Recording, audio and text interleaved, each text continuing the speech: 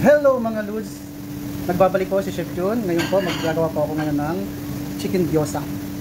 Last 2 days ago gumawa po kami ng vegetable gyoza. Ngayon po is chicken gyoza naman po. Ayan po. Gawin po kami ditong fillings at gyoza wrapper. Watch po guys. Watch and learn. Hello mga Lods! Ngayon Lods, tuturuan ko kung paano paggawa ng gyoza enclosure. Like this. Kukuha lang kayo ng fillings, konti, lagay sa gitna, ganyan. Huwag masyadong marami, huwag masyadong konti. Ngayon, lalagyan ng tubig, mga gilid. Kasi yan po yung parang pandikit niya. So, igaganyan po natin yan. Tupi. Tapos, tupi isa, dalawa, tatlo.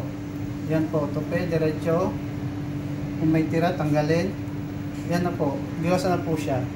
Yan. Chicken gyoza. Tuloy-tuloy lang po natin ganito guys. Ulit-ulit lang po. Hanggang sa matuto tayo sa mga beginner. Ganito lang po. Napakadali lang po nito. Mga isang oras lang po matututo na kayo nito. Basta practice lang. Ngayon po. Ulitin po natin. Tupi. And then, fold. 1, 2, 3. And then tupi. Yan. Chicken gyoza na guys. Napakadali lang.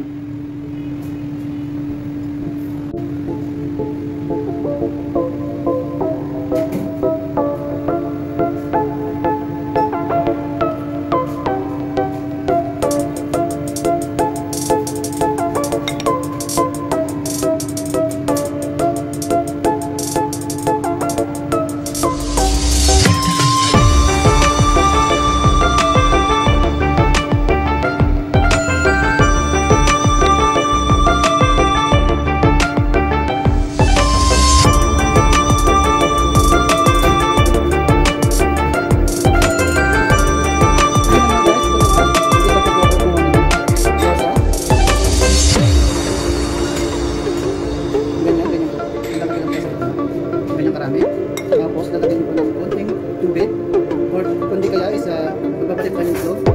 Tapos lalagyan yung mga gilid para kung gano'n po yung pangalaman masarap. Isilin nyo po dito. Gusto pinyo sa dalawa, tatlo. So yan po yung unmark sa chicken. Yan po guys. Yan na po guys ang aming nagawang gyoza. Yan na po. So pagkatapos na ito, ilalagay po namin sa freezer para tumigas po siya. So bukas pwede siya nang gamitin.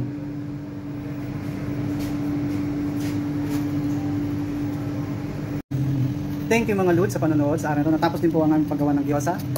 Sinare ko po siya kung paano paggawa at pagtupi. Susunod po mga guys, i-share ko po sa inyo kung paano paggawa ng spring roll. Supportan nyo po ako guys sa aking YouTube channel and sa Facebook guys. Kailangan ko po na supportan nyo. Salamat po and see you. God bless guys. Bye.